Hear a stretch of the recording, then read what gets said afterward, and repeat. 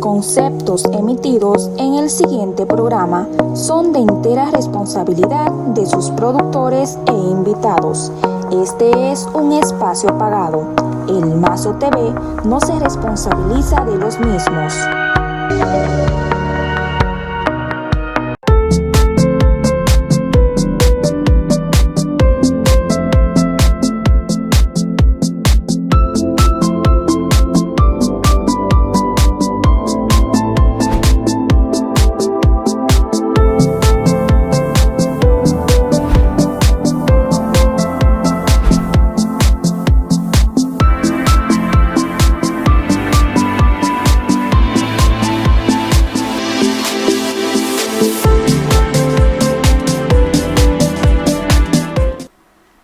Hello Puerto Plata, hello país, ¿cómo están todas y todos? Nosotros estamos bien aquí, en este espacio, para llevarle mucho drama, muchas cosas que están sucediendo en República Dominicana. Los lentes ya están puestos, eso quiere decir que ya empezó Tunay. Tunay empezó. Ya vamos a empezar con algunas novedades de la zona norte y más en el distrito de Cabarete. O sea, aquí en Cabarete, porque nosotros estamos en Cabarete. Mazo TV se transmite desde Cabarete para el país. Pero no voy a hablar de eso, de dónde se transmite y esas cosas. Miren, hay una novedad en Cabarete. Hoy vamos a hablar de Cabarete. También vamos a hablar de la ley 120-99. Es la ley, ¿verdad?, del asunto ese de tirar basura y esas cosas.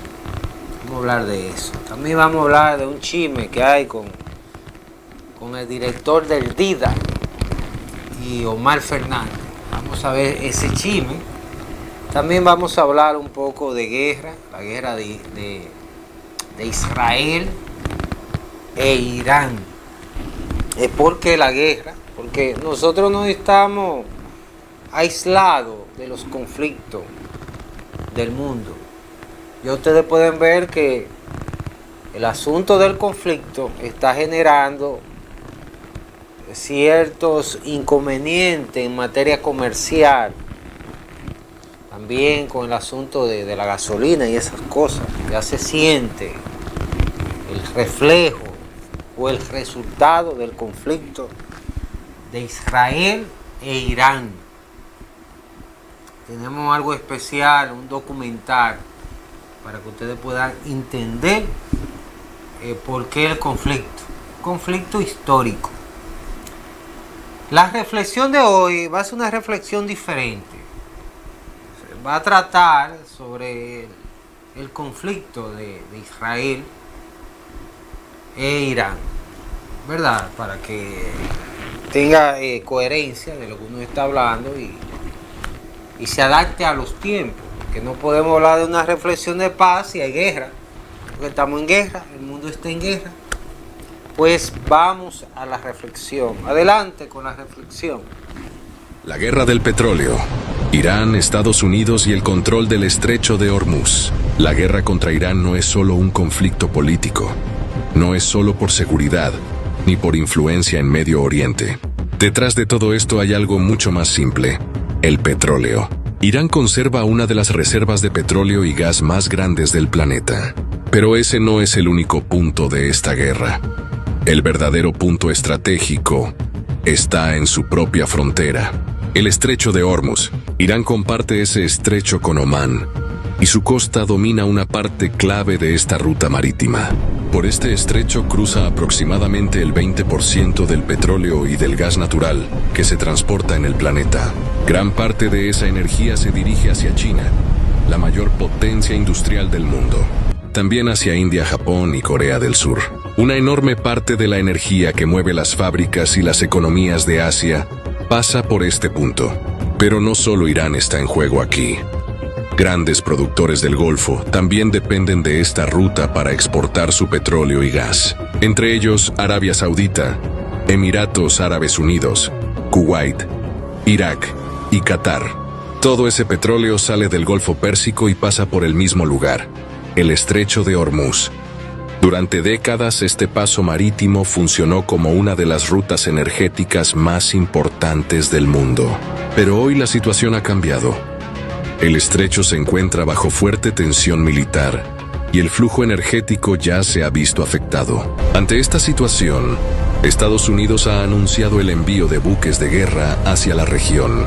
Mientras tanto, China ha anunciado ayuda humanitaria para Irán. Según reportes de inteligencia, Rusia estaría compartiendo información sobre movimientos militares estadounidenses con Irán. El conflicto está creciendo, los intereses energéticos también, y lo que comenzó como una crisis regional alrededor del petróleo podría extenderse a un conflicto mucho mayor. Pero en medio de todo esto aparece una pregunta incómoda. Muchos expertos en política internacional advierten algo que la historia ha demostrado muchas veces. Liberar a un pueblo no significa bombardearlo. No podemos acostumbrarnos a la idea de que se puede liberar a una nación destruyendo sus ciudades, atacando su infraestructura o tomando control de sus recursos. Las bombas no construyen democracia. Las bombas no reconstruyen economías. Y las bombas casi nunca resuelven los problemas políticos que dicen intentar solucionar. Pero mientras el mundo siga dependiendo del petróleo, estas tensiones seguirán existiendo. Lo irónico es que varios países ya están intentando dejar atrás ese mismo recurso. Países como Noruega, Suecia, Dinamarca y Alemania cada vez dependen menos del petróleo gracias a energías renovables, transporte eléctrico y nuevas tecnologías. Sin embargo, el resto del mundo todavía depende de él. Y mientras eso siga siendo así, el petróleo continuará siendo uno de los recursos más disputados del planeta. Un recurso energético que durante más de un siglo ha sido motivo de guerras, conflictos y tensiones alrededor del mundo.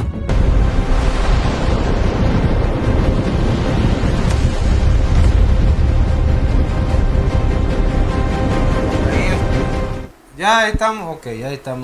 Ahí está la reflexión, una reflexión muy educativa a nivel geopolítico. Estamos en una situación difícil en el mundo, porque en este país todo lo que pasa en el mundo trae problemas. Y trae problemas porque los políticos dominicanos no asumen su rol, el rol de buscar solución, ¿verdad? De reducir el gasto público. Porque estos funcionarios les gustan gastar y comer mucho y beber mucho vino, costoso. Y ellos lo que quieren es que nosotros podamos sacrificarnos, que dice el presidente de los dominicanos y dominicanas. Nos sacrifiquemos, pero ellos no se sacrifican. Y una de las cosas que le presté atención esta semana fue que el senador Omar Fernández estuvo hablando sobre eso, sobre algunas iniciativas que el gobierno debe ejecutar. Y me agradó ese tipo de criterio. Muy coherente. El muchacho es muy coherente y le está dando agua de beber al PRM. El PRM está asustado porque lo están haciendo súper mal. El PRM lo está haciendo súper mal. No pegan una, no se destacan en nada. El PRM no se destaca en nada. En corrupción, muchos déficits, poca capacidad administrativa. Esos son los hechos que hablan eso. Los hechos hablan solos. Vamos a ver el corte, señor director, de Omar Fernández cuando habla sobre el caso del déficit que hay. Adelante. Porque cuando al dominicano se le pide sacrificio, lo mínimo que merece es ver un gobierno dispuesto a sacrificarse también. Las decisiones trascendentales se piensan bien, y esta, sin duda, es una de ellas. La crisis derivada del conflicto en Irán ya está impactando la forma en que vive mucha gente en el mundo, y los dominicanos no estamos exentos de sus consecuencias. Y sí, yo creo plenamente que momentos como estos exigen sacrificios compartidos. Ya se han anunciado aumentos en electricidad, en transporte, en alimentos, pero también vale la pena hacerse una pregunta incómoda, aunque necesaria. ¿Dónde está el sacrificio de quienes gobiernan? ¿Es justo pedirle más a la gente cuando las autoridades no dan el mismo ejemplo? Porque seamos honestos, el pueblo dominicano viene haciendo sacrificios desde la pandemia. Lleva años resistiendo, ajustándose el bolsillo y esperando alivios que no terminan de llegar. Y de haber apostado por más inversión de capital, en vez de aumentar el gasto corriente improductivo, esta crisis habría encontrado nuestra economía en mejores condiciones para afrontar momentos como estos. Este nuevo desafío no nos pide darle la espalda a la población, nos pide ponernos de su lado. Y en esta nueva realidad ha llegado el momento de usar todo lo que está a nuestro alcance para ponerle dinero a la gente en la mano. Por ejemplo, me parece que es el momento ideal para aplicar finalmente la indexación salarial del impuesto sobre la renta, para que quienes ganan por debajo de los 52,000 pesos no se les cobre un impuesto sobre un ingreso que apenas alcanza para vivir con dignidad. Y si el gobierno quiere llamarle sacrificio a cumplir con la ley, pues perfecto, vamos adelante. Al final lo importante es que los recursos lleguen y la indexación es un mandato de ley. Por eso también creo tanto en la propuesta para eliminar el impuesto del 2% sobre los préstamos hipotecarios, porque acceder a una vivienda no puede seguir siendo una carrera cuesta arriba para las familias dominicanas. Facilitar ese paso también es política social, también es dinamizar la economía y también es proteger el futuro. Y ahora más que nunca hace sentido liberar de anticipos a las micro, pequeñas y medianas empresas para que puedan crecer, generar empleos y mover la economía desde abajo, que es donde más se necesita. Y es en los momentos críticos cuando se demuestra el coraje para tomar decisiones de futuro.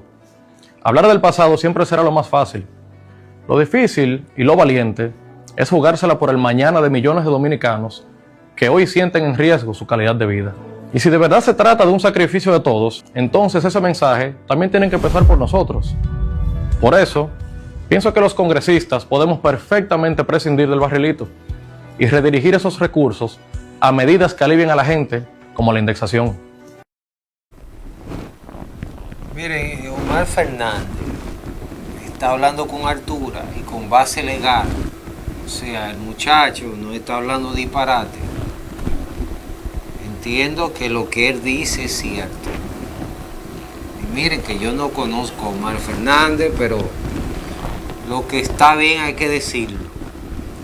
El joven está hablando con altura, de acuerdo al tiempo. Ahora mismo el tiempo está para que el gobierno, sus gastos, los reduzcan. Porque no puede ser que Abinader esté viajando a Francia de que buscando soluciones. ¿Soluciones de qué? ¿Cuándo Francia ha hecho algo? Por de que el asunto, ¿cómo es que se llama eso, señor director? Lo que tira el mar, el sagazo. Está el sagazo, lo que tira el mar, tipo de vegetal. Es de que anda buscando una ayuda sobre eso. Pero caramba, aquí nadie es estúpido. Yo entiendo que no es el momento de estar haciendo esos tipos de viajes. Hay muchos funcionarios que están viajando muchísimo, gastando dinero de nosotros. También hemos visto al ministro de Turismo viajando en helicóptero aquí en Puerto Plata, que llegó hoy. Esos son gastos necesarios. Yo entiendo que el gobierno debe revisarse. Lo está haciendo súper mal. Va a terminar mal el PRM. Graben este video. Me la voy a jugar. El PRM va a terminar mal. Va a terminar mal porque lo está haciendo mal. ¿En qué se destaca el PRM? ¿En qué? Que me escriba alguien por WhatsApp y me diga ¿en qué se destaca el PRM? ¿En qué? En nada. Se destaca en nada. No he visto nada que uno pueda decir, wow, este gobierno está haciendo algo que nunca se ha hecho. Aquí nada funciona. Ahí hay una reforma policial que eso mete miedo. Eso mete miedo porque eso no funciona. Esos policías son raros, ¿eh? Miren ahí en Luperón. En Luperón llegó un mayor a romper bocina y de gracia. Una autoridad tremenda tenía ese mayor. Ese mayor está fuera de tiempo. El presidente tiene que sacar a esa gente que no sirve. Sacarlo. Todo el que no sirve, sacarlo. Y ahí lo va a hacer bien. Y comienza a hacer la cosa correcta, lo va a hacer bien. Miren, después de ese comentario que hizo Omar Fernández, el director del DIDA empezó a hablar incoherencia. ¡Wow! ¿Cómo Abinader tiene un tipo que no sabe lo que habla? Vamos a ver este drama. Adelante con el director del DIDA. Primero que yo le pido a él que renuncie al sueldo de senador para que nos sacrifiquemos todos. Que le diga a su padre que renuncie a la pensión de expresidente. Que le diga a su padre que renuncie a los fondos de su partido que le da la Junta Central Electoral. Vamos a empezar a sacrificarnos todos. Yo voy a renunciar a mi sueldo como director de la DIDA y así nos sacrificamos todos porque debemos de...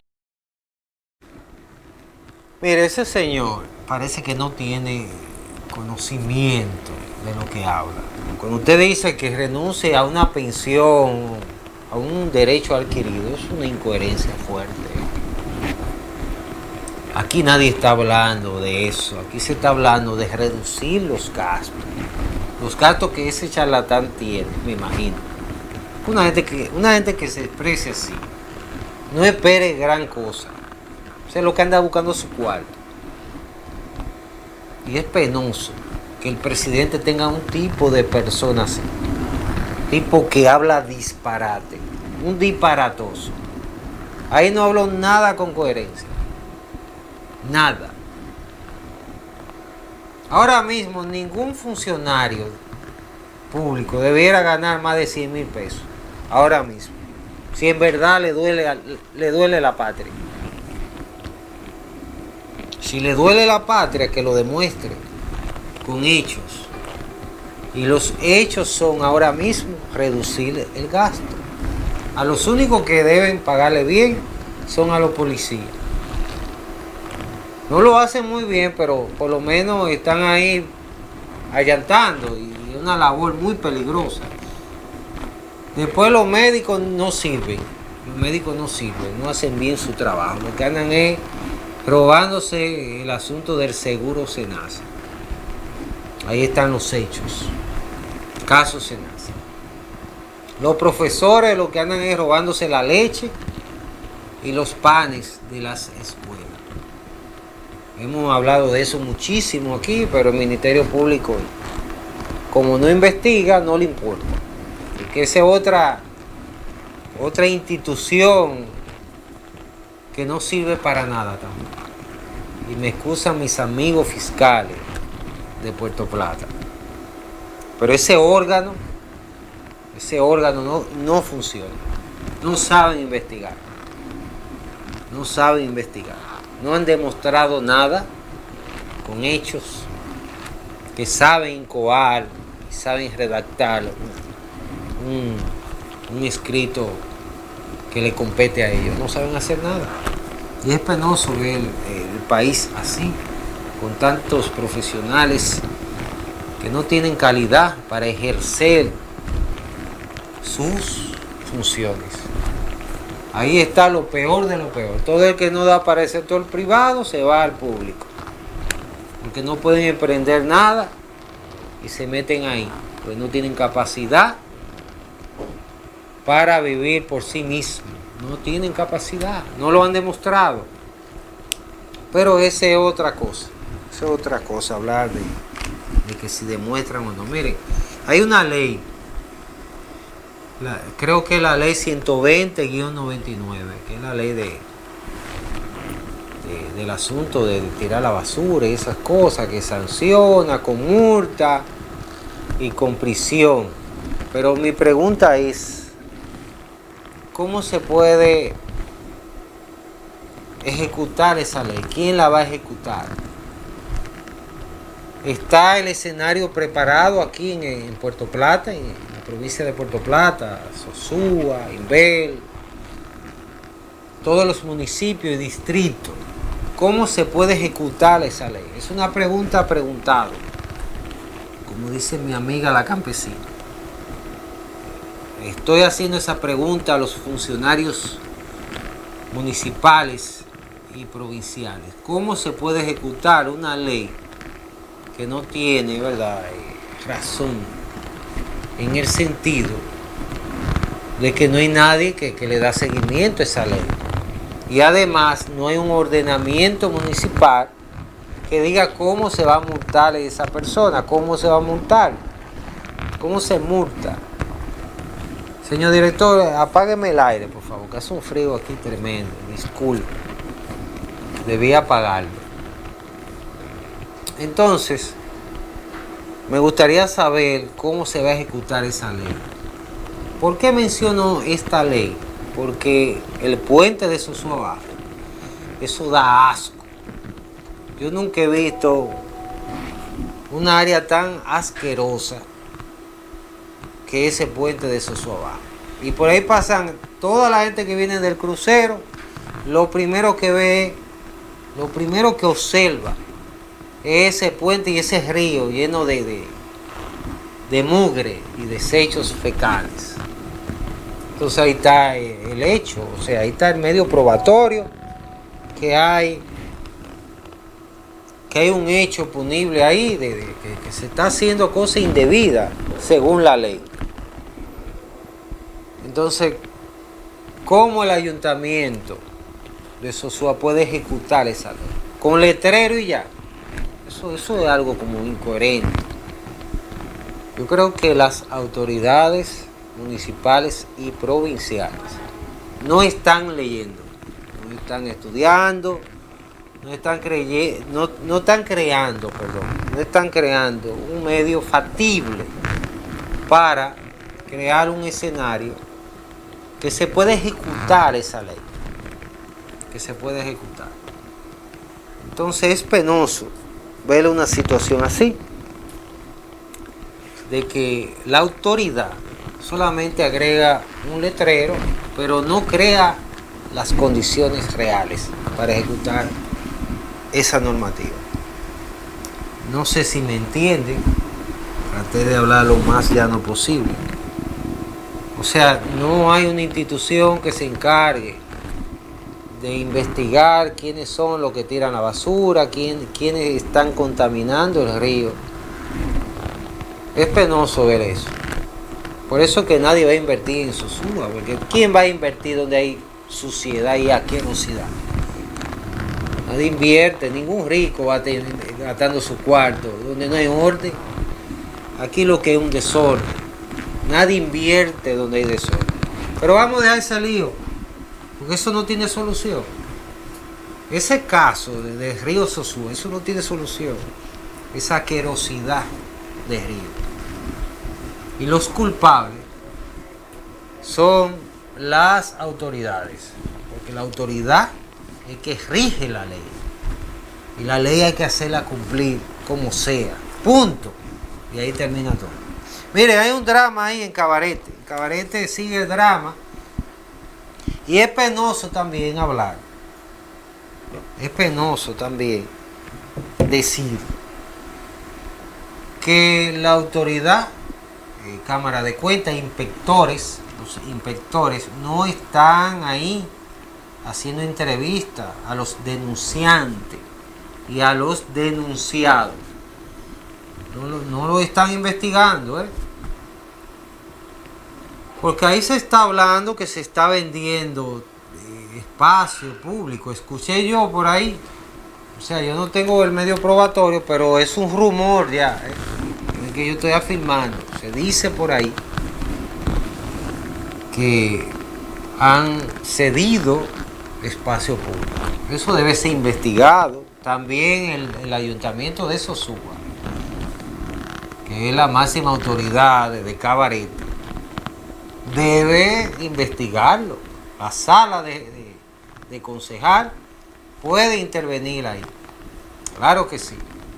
Lo que pasa es que ellos no lo saben, los concejales no han leído, desconocen, ¿verdad?, el derecho comparado de otra legislación, porque para usted entender ciertas normativas, usted establece el método científico con ciertas hipótesis con el derecho comparado y trata de insertar, si puede ayudar, ¿verdad?, se inserta y se puede, ¿verdad?, ejecutar. Pero aquí nadie hace nada, aquí nadie lee. Aquí lo que la gente sabe es levantar la mano y hacer ciertas cosas. Y eso está bueno que le pase a los moradores de Puerto Plata, Sosúa, Cabarete, Yásica, ¿cuál otro más? Montellano. Está bueno que le pase, porque ustedes viven cogiendo esos 500 pesos, los picapollos, cojan ahí. Miren cómo estamos jodidos. Entonces, para seguir el hilo de la conversación, es penoso ver la denuncia que hace ¿cómo que se llama? El vocal, porque en Cabarete no hay concejal, es vocal, según la ley. Porque dominicano les gusta estar inventando. La ley no dice que para allá hay concejal, allá hay vocales que no tienen el grado de concejal, no lo tienen. Son misiones diferentes. Hay un vocal de Cabarete que está denunciando y a la vez como que no quiere dar detalles. Entonces eso quiere decir que hay algo raro ahí. Eso debiera ser intervenido. Hoy mismo debiera ya estar la autoridad ahí, todo el mundo arrestado para investigar. Eso debe ser intervenido inmediatamente. Debiera ser, pero como hay complicidad, hay mucho amigo ahí entre el gobierno y esas autoridades del distrito de Cabarete, por eso no lo están investigando. Pero los delitos no caducen, no prescriben. Puede venir otro gobierno y puede someterlo a la justicia si han cometido un hecho punible. Vamos a ver el drama del vocal de Cabarete. Adelante con ese drama, señor director. El drama del vocal. Se me durmió, no se duerma, que estamos empezando. El señor director cenó casi ahora y se me está durmiendo. No, el vocal que estuvo dando detalles, eso fue un accidente que hubo en Cabarete, lo que usted está ahí agregando ahora mismo. Sí, señor, ese es el vocal. Adelante. Pero como él no está aquí, no sabemos cuál es el punto que él vaya a someter. El punto se quedó en el aire porque no lo consensuó con ninguno de nosotros, tampoco lo mandó, solamente pidió un punto libre. ¿De cuándo? Muchas gracias. Siendo las... Sí, exactamente. Las 11:01 de la mañana, damos por cerrada la sesión ordinaria 0326 de hoy, 26 del año 2026. Muchas gracias. Una pregunta. Cuando yo entré ya era tarde. Mire, ahí está. Mandé cortar ese video porque él no habla nada. Ese tipo, yo no sé quién es, pero ese tipo, coño, para su edad debiera hablar con más fundamento y con el rango que tiene. Está hablando cosas sin base, sin nada. Y yo entiendo que basado a todos estos videos y todos estos hechos con la Marina, con el asunto de los escalones, con Tarcherio y esas cosas por ahí, debieran ser investigados toda esa gente y arrestados. Porque así es que funcionan los países organizados. Arrestarlo inmediatamente, es un rumor, arrestado. Investigarlo. y quitarlo de ahí, porque es que una gente que está con ciertos rumores que no sirven. No sirven. Cuando hay rumores, no sirve, no da para eso, hay que quitarlo. Ojalá que los moradores de Cabarete no vuelvan más a votar por ese tipo de sujetos, que no son personas, son sujetos o individuos. Quiero hablar de aquí hay un amigo que, como no me ha autorizado a hablar o decir su nombre, esa es la palabra, decir su nombre. Él me pide aquí que hable, aquí dice que hable de la ley y los abusos policiales. Miren, los abusos policiales. Ustedes tienen que saber qué significa abuso policial. El abuso policial es cuando la autoridad viola las leyes que ellos deben hacer cumplir. Y hay que ver a qué te refieres, colega, que es un abogado, ¿verdad? Un recién abogado. ¿A qué tú te refieres? Por ejemplo, los operativos que está haciendo la Policía Nacional son legales. La Policía Nacional, según la ley 590-16, más el Código Procesal Penal, en sus modificaciones, establece que la Policía Nacional puede, ¿verdad?, mantener el orden y buscar soluciones y buscar la manera, ¿verdad?, de prevenir el delito. Y cuando usted transita en un vehículo, ahí está la ley 63-17, que es la ley de modalidad y transporte terrestre. Esa normativa le da la facultad a la policía de tránsito de detener al vehículo, ¿verdad?, para visitar día. Y con ese tipo de acción ya ahí empieza, ¿verdad?, el tipo de operativo. O sea, ya ahí comienzan las leyes a implementarse. Ahora bien, los arrestos sin justificación son ilegales.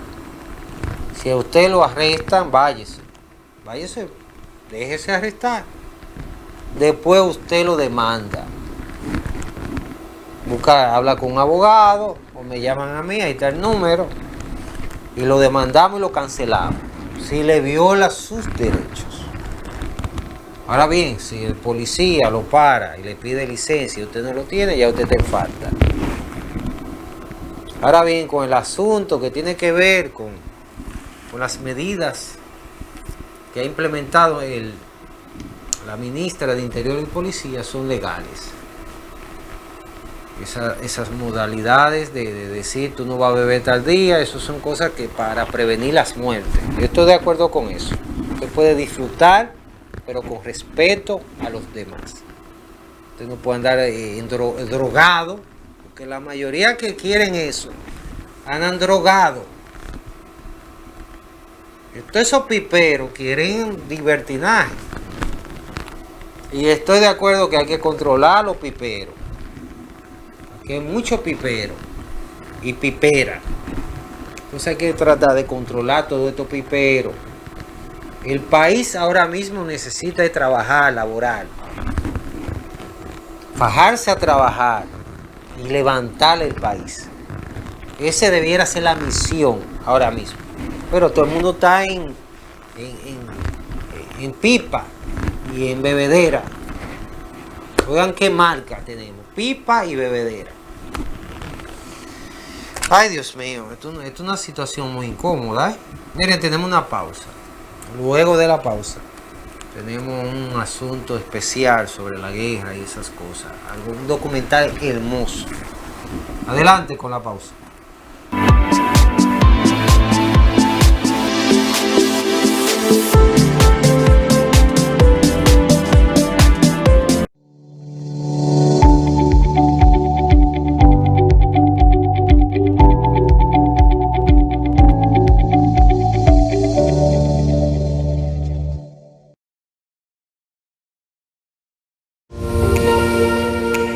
Supermercado Playero nace en diciembre de 1985. Fue el primer supermercado autoservicio en toda la costa norte de República Dominicana. Originalmente era una pequeña tienda de conveniencia que creció poco a poco de mano con el turismo. Fue fundado por 2 hermanos de una familia ya vinculada a actividades comerciales en la zona. Actualmente estamos los hijos de esos hermanos a cargo de diferentes áreas de la gerencia del supermercado. Playero es una marca insignia de Sosúa y ha jugado un papel importante en la economía local durante décadas. Lleva consigo una trayectoria de mucho esfuerzo y sacrificio, a pesar de haber enfrentado ciertas adversidades, manteniéndose firme y al igual que muchas compañías en esta zona que se enfrentaron a la caída pronunciada del turismo a partir de los años 90, pero todo eso está cambiando. Pues yo llevo 10 años aquí viniendo al Playero a hacer compras. Hay varias razones por qué me gusta venir aquí. Yo no voy a ningún otro negocio que no sea este. Todos los días hay especiales de diferentes cosas. Los lunes hasta el domingo hay especiales. Los empleados aquí siempre me han tratado bien, con mucho respeto. El sitio bien organizado, bien limpio. La administración siempre atiende a uno bien aquí. Y yo voy a seguir viniendo aquí y recomiendo a todos, amistades, amigos míos, comprar aquí porque la verdad es que estoy súper satisfecho. La parte de la carne, la parte del pan, de los cajeros, la cafetería que queda al frente también, un sitio bien nice. Yo estoy súper contento de estar aquí. Y ante la creciente oferta de bienes, servicios y otras oportunidades, Playero se mantiene siempre a la vanguardia. Yo me siento muy bien siendo cliente del Playero, porque ellos siempre tienen unos productos de buena calidad, tienen variedad, sus precios tienen diferentes precios que uno puede elegir. Ampliamos nuestra gama de productos, mejoramos nuestros servicios, implementamos nuevas soluciones y apostamos a la tecnología. Pasos pequeños pero firmes. Somos solo una pizca en un gran y voraz mercado, pero queremos seguir siendo el referente de tienda de supermercado a nivel del país. Somos quienes somos gracias a esta comunidad. Playero es su gente.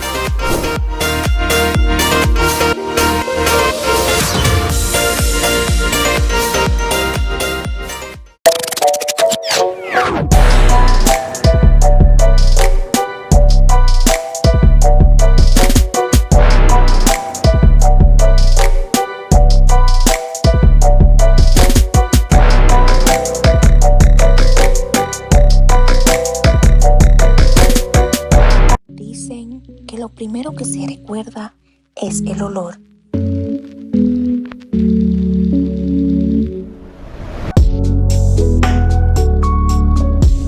Creamos sensaciones.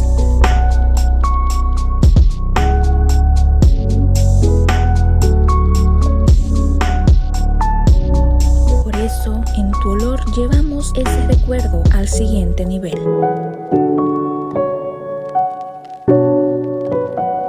Sorprende con tu olor, porque cada piel merece su historia.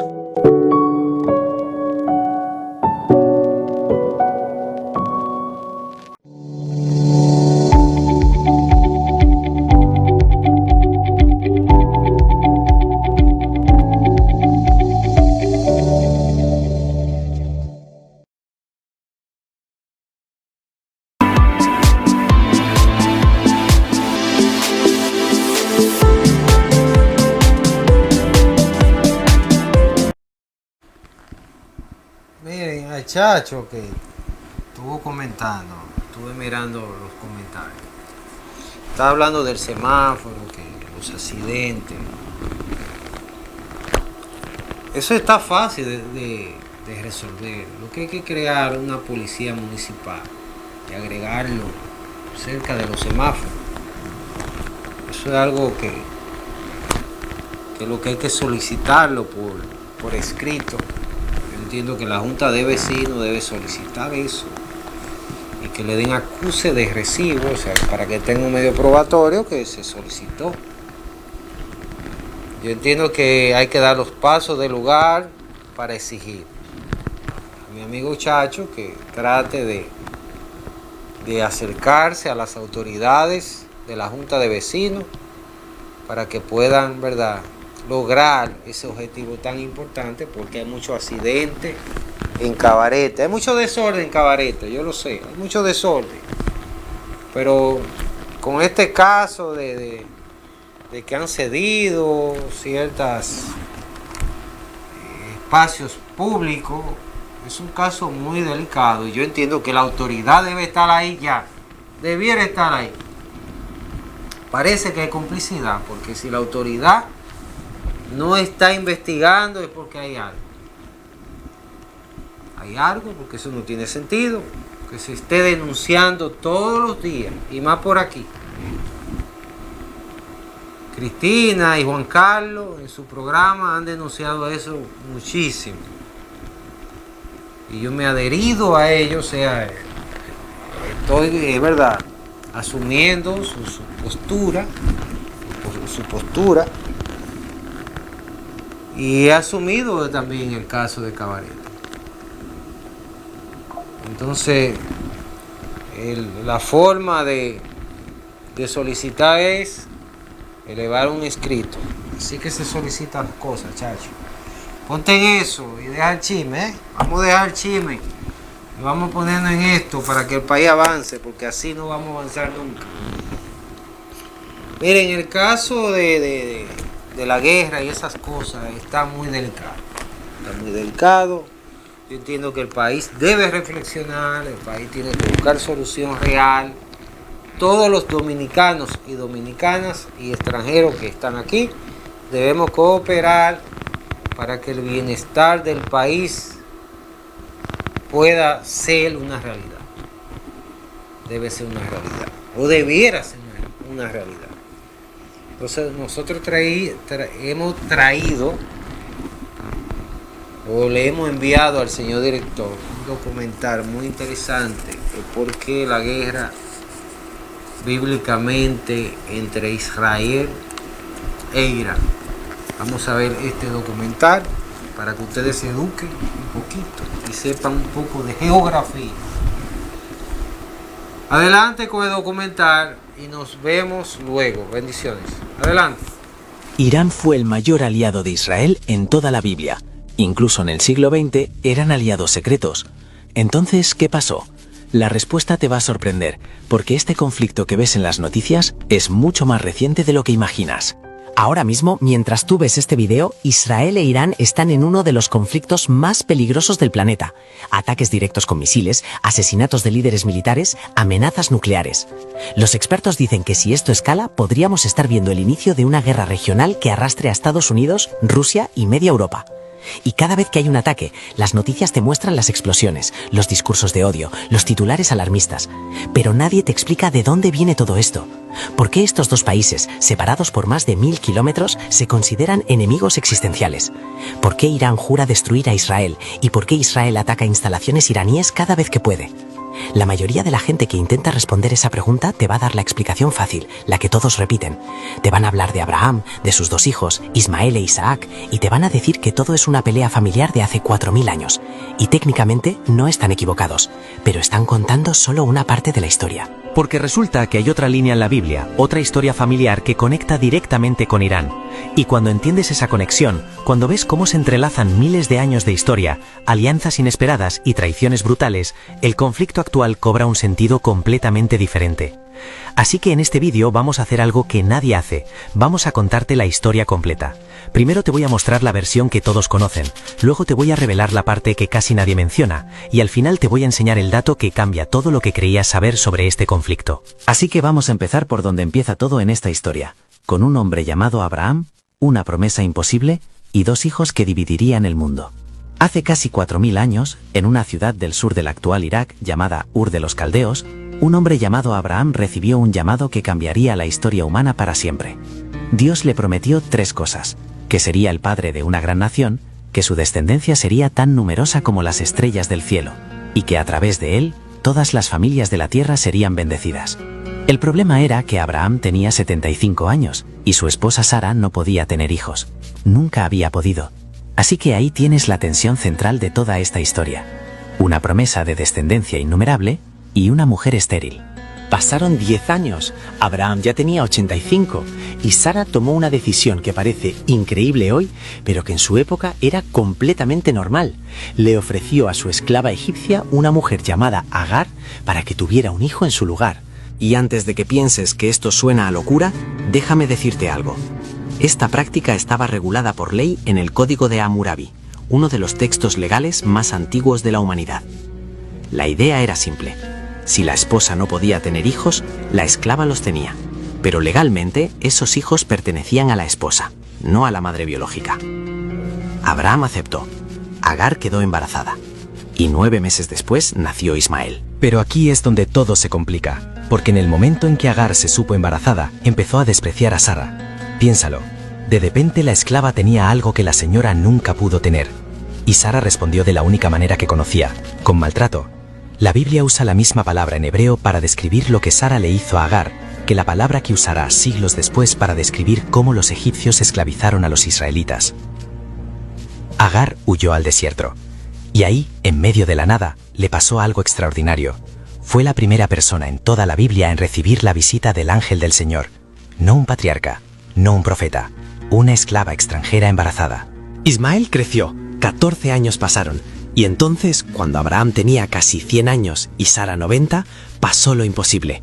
Sara quedó embarazada y dio a luz a Isaac. Ahora Abraham tenía 2 hijos, 2 líneas, y aunque Dios prometió que ambos serían bendecidos, que ambos darían origen a grandes naciones, dejó algo muy claro. La alianza, el pacto especial, sería solo con Isaac. Y sobre Ismael, el ángel había dicho algo que todavía resuena hoy. Será un hombre indómito, su mano estará contra todos, y las manos de todos contra él. Una profecía de conflicto perpetuo. La tensión entre las 2 familias llegó al límite cuando Isaac fue destetado. Sara vio a Ismael burlándose y exigió que Abraham expulsara a Agar y a su hijo. Y Abraham, desgarrado, lo hizo. Los envió al desierto con nada más que pan y agua. Agar e Ismael casi murieron de sed, pero Dios los salvó. Les mostró un pozo y repitió la promesa. Ismael sería padre de 12 príncipes y una gran nación. Ahora, aquí es donde la mayoría de videos te dicen: Ismael es el padre de los árabes, Isaac es el padre de los judíos, y por eso los árabes y los judíos están en conflicto hasta hoy. Y luego extienden eso para incluir a Irán, porque Irán es un país musulmán y apoya a los palestinos. Pero espera, hay un problema enorme con esa explicación. Los iraníes no son árabes. Los persas, que son el grupo étnico mayoritario de Irán, son un pueblo indoeuropeo. No son descendientes de Abraham, no son descendientes de Ismael. De hecho, ni siquiera hablan árabe, hablan farsi, una lengua completamente diferente.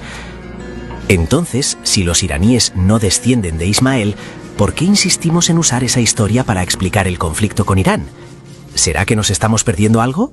Sí, nos estamos perdiendo todo. Porque resulta que hay otra línea familiar en la Biblia, otra rivalidad, otra fractura que pasó de generación en generación. Y esta sí conecta directamente con Persia, con el territorio que hoy es Irán. Volvamos a Isaac. Isaac se casó con Rebeca, y ella dio a luz a gemelos, Esaú y Jacob. Esaú nació primero, cubierto de vello rojo, robusto, un cazador. Jacob nació agarrando el talón de su hermano, más tranquilo, astuto. Y aquí se repite el patrón. 2 hermanos, 2 líneas y una rivalidad brutal. Un día Esaú llegó exhausto de cazar. Jacob estaba cocinando un guiso de lentejas y Esaú, desesperado por el hambre, le dijo: «Dame de ese guiso rojo, me muero de hambre». Jacob vio su oportunidad y le respondió: «Véndeme tu primogenitura». Y Esaú, en un momento de impulsividad que cambiaría la historia, aceptó. Vendió su derecho de heredar las promesas de Abraham por un plato de comida. Pero la cosa no quedó ahí. Años después, cuando Isaac era viejo y casi ciego, Jacob, con ayuda de su madre, se disfrazó de Esaú y engañó a su padre para robarle también la bendición patriarcal. Cuando Esaú se dio cuenta, ya era demasiado tarde. La bendición no se podía revocar. Y la Biblia dice que desde ese día, Esaú odió a Jacob.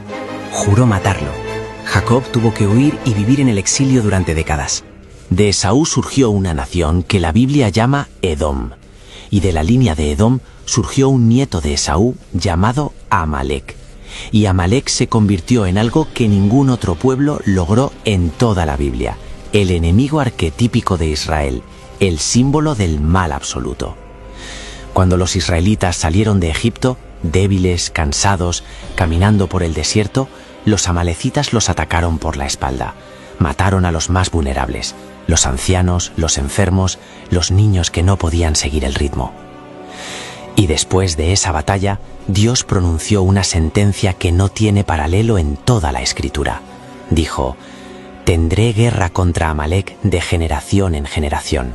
Borrarás la memoria de Amalek de debajo del cielo». Durante siglos, los descendientes de Amalek fueron enemigos recurrentes de Israel, hasta que llegamos a un momento específico en la historia, un momento que ocurre exactamente en el territorio que hoy es Irán.